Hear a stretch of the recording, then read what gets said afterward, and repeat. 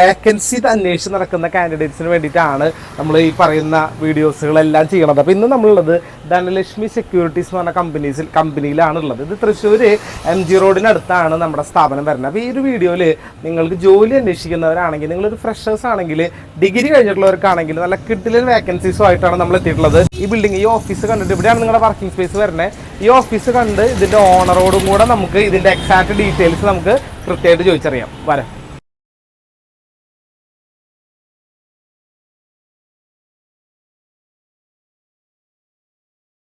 Okay, അപ്പോൾ സാറേ മൊത്തത്തിൽ നമ്മുടെ ഓഡിയൻസ് എന്ന് പറയുന്നത് മുഴുവൻ വേക്കൻസി അന്വേഷിക്കുന്ന ജോബ് സീക്കേഴ്സ് ആണ്. അപ്പോൾ സാറിന് എന്താണ് ഒരു ഇൻട്രോ നമ്മുടെ കമ്പനിനെ പറ്റിയിട്ട്? ധനലക്ഷ്മി സെക്യൂരിറ്റീസ് ഫിനാൻഷ്യൽ കൺസൾട്ടൻസി ഫേമാണ്. ഞങ്ങളിവിടെ മ്യൂച്വൽ ഫണ്ട്സ്, കമ്പനിയുടെ process, tax savings, insurance, life insurance ഒക്കെയാണ് ചെയ്യുന്നത്. യെസ്. അപ്പോൾ ഞങ്ങളുടെ കമ്പനിയെ പൊറുത്തൊരുക്കി പറയുകയാണെന്നുണ്ടെങ്കിൽ ഞങ്ങൾ ഇന്റേൺസിനാണ് ഞങ്ങൾ ഫോക്കസ് ചെയ്യുന്നത്. എന്താണെന്ന് വെച്ചാൽ ഇന്നത്തെ കാലത്ത് എല്ലാവർക്കും ജോലി എന്ന് പറഞ്ഞു കഴിഞ്ഞാൽ ഞങ്ങൾക്ക് എല്ലാം അറിയാം എന്ന് പറയും.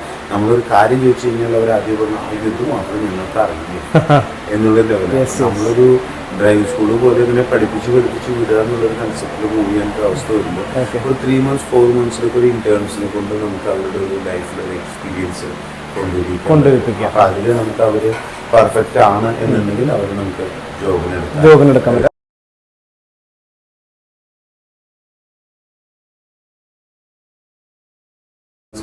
ഓക്കെ, ഇനി അങ്ങോട്ട് ഫ്യൂച്ചറിൽ ശരിക്കും പറഞ്ഞു കഴിഞ്ഞാൽ ഈ ഇൻവെസ്റ്റ്മെന്റ്സ് അല്ലെങ്കിൽ ഒരു ഫിനാൻഷ്യൽ നോളജ് എല്ലാവർക്കും ഉണ്ടാവാന്ന് വലിയൊരു കാര്യമാണ്. ഈ ഒരു ഫീൽഡ് സെലക്ട് ചെയ്യുന്ന കുട്ടികൾക്ക് എപ്പോഴും നല്ലൊരു ഇവിടെ ഞങ്ങൾ ഒരു ഇന്റേണൽസിന് സ്പേസ് പ്ലാൻ ചെയ്യുന്നത്. പിന്നെ ഇവിടെ ഞങ്ങളുടെ ഷെയർ ട്രേഡിങ്ങിന്റെ ഒരു സ്പേസ് ഉണ്ട്. സ്പേസ് ഇതാണ് ഇവിടെ ഞങ്ങള് ഷെയർ ട്രേഡിങ്, പിന്നെ അതവിടെ മാർക്കറ്റ് ന്യൂസ് കാര്യങ്ങൾ. ഇവിടെയാണ് ലൈവായിട്ട് സെറ്റ് ചെയ്തിട്ടുള്ളത്. ശരി. Okay, nice. റൈറ്റ്. നമുക്ക് വേക്കൻസി ചോദിക്കണൊക്കെ മുന്നേ നമ്മുടെ actually work, nature of work എന്ന് പറഞ്ഞാൽ ഞങ്ങളുടെ അവിടെ വരുന്നത് ഒരു ക്ലയന്റിന് അവരുടെ ഒരു പോർട്ട്ഫോളിയോ സെറ്റ് ചെയ്യണമെന്നുണ്ടെങ്കിൽ ഒരാൾ ഇൻവെസ്റ്റ്മെന്റ് ചെയ്യുന്നതിന് മുമ്പ് അയാൾ നമ്മളുടെ അടുത്ത് ഇത്ര രൂപയുണ്ട് നല്ലൊരു പ്രപ്പോസൽ തരുമെന്ന് പറഞ്ഞു കഴിഞ്ഞാൽ അദ്ദേഹത്തിൻ്റെ ആറ്റിറ്റ്യൂഡ് അനുസരിച്ചും അയാളുടെ റിസ്ക് ആപ്പിറ്റ്യൂഡ് അനുസരിച്ച് നമ്മൾ അദ്ദേഹത്തിന് ഒരു പോർട്ട്ഫോളിയോ സെറ്റ് ചെയ്ത് കൊടുക്കുക. പോർട്ട്ഫോളിയോ സെറ്റ് ചെയ്തതിന് ശേഷം അയാൾക്ക് ആ ഫണ്ട്സ് സജസ്റ്റ് ചെയ്ത് അയാൾക്ക് നല്ല റിട്ടേൺസ് ഉണ്ടാക്കി കൊടുക്കുക. അപ്പോൾ അതിൻ്റെ ഇടയിൽ അവർക്ക് email ID updation, mobile updation, factor updation, KYC updation, ചിലപ്പോൾ ലിമിറ്റഡ് റിഡംഷൻസ് ഉണ്ടാവും. അപ്പോൾ അങ്ങനത്തെ കാര്യങ്ങൾ കംപ്ലീറ്റ് അവർക്ക് എന്തെങ്കിലും സർവീസുകൾ ഉണ്ടെങ്കിൽ അതൊക്കെ ചെയ്തു പ്ലാൻ ചെയ്യണം. സോ നമുക്ക് ആ ഇന്റർവ്യൂ അല്ലെങ്കിൽ ഇന്റേൺസ് ഇപ്പോൾ വീഡിയോസ് കാണുന്ന ഇന്റേൺസ് ആവാൻ പ്ലാൻ ചെയ്യുന്ന കുട്ടികൾ ഇന്റർവ്യൂവിന് വരുമ്പോൾ എങ്ങനെയാണ് പ്രിപ്പയർ ചെയ്യേണ്ടി വരിക?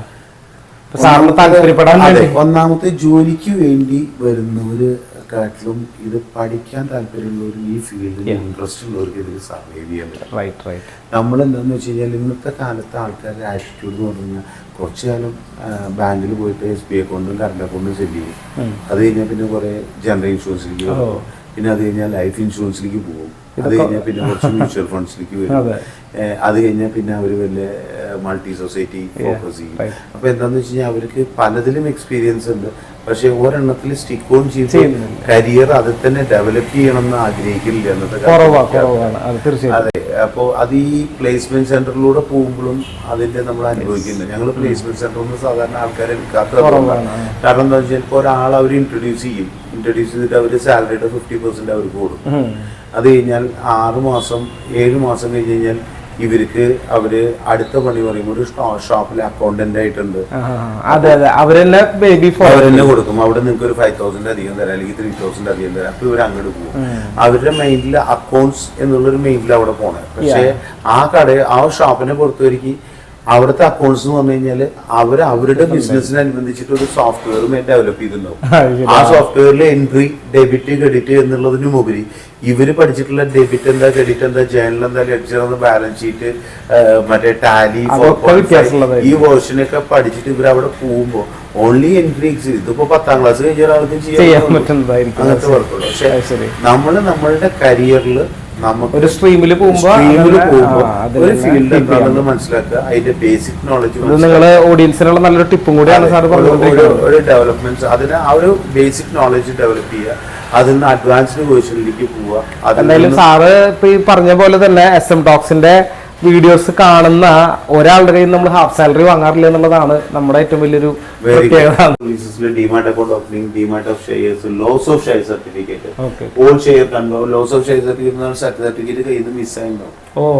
അപ്പോ അതിന്റെ ഡ്യൂപ്ലിക്കേറ്റ് എടുത്തു കൊടുക്കും, നമുക്ക് ചെയ്യാൻ പറ്റും. പിന്നെ old share certificate converted into new share certificate and demat and IEPF investor education ഫണ്ടിലേക്ക് പോയ ഷെയർ സർട്ടിഫിക്കറ്റ്സ് നമ്മൾ കളക്ട് ചെയ്ത് തിരിച്ചു കൊടുക്കും. പിന്നെ unclaimed dividend shares, merged shares, death and transmission of shares, ഇതൊക്കെ റെഡിയാക്കി കൊടുക്കും.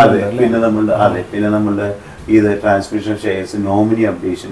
പിന്നെ ചിലവർക്ക് പറയണം അവർക്ക് ഷെയർ വിൽക്കണ്ട, അവർക്ക് ഷെയർ വിൽക്കണ്ട, മറ്റേ ഞങ്ങൾക്ക് തൽക്കാലം എനിക്ക് കുറച്ച് പൈസ വേണം, എനിക്ക് 10,000 ലാൻഡിയോ ഉണ്ട്, എനിക്കത് വിൽക്കണമെന്നില്ല, എനിക്കിപ്പോ പൈസ വേണം, പക്ഷെ എനിക്ക് 2 മാസം കൊണ്ട് എനിക്ക് വേറെ പൈസ വരും, ഈ 2 മാസത്തേക്ക് എനിക്ക് ഷോർട്ട്. അപ്പൊ നമുക്ക് ഈ ലോണിനെ കേസ് നമ്മള് ലോൺ ഇഷ്യൂ ചെയ്ത് കൊടുക്കും, ഫണ്ട് റേസ് ചെയ്ത് കൊടുക്കും, 9% റേറ്റ് ഓഫ് ഇൻട്രസ്റ്റ്. അതെ, അവരുടെ ഡിമാൻഡ് അക്കൗണ്ടിന് പ്ലഡ് ചെയ്ത് ധനലക്ഷ്മി സെക്യൂരിറ്റീസ്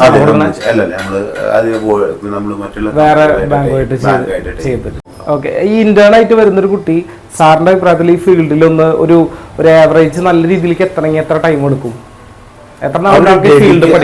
മീൻസ് അവരുടെ ഡെഡിക്കേഷൻ അനുസരിച്ചിരിക്കും. എനിക്ക് മനസ്സിലാക്കണം എന്ന് അറിഞ്ഞുകൊണ്ട് ഇറങ്ങുന്ന ഒരു കുട്ടിയാണെന്നുണ്ടെങ്കിൽ മാക്സിമം 6 months കൊണ്ട് കിട്ടും.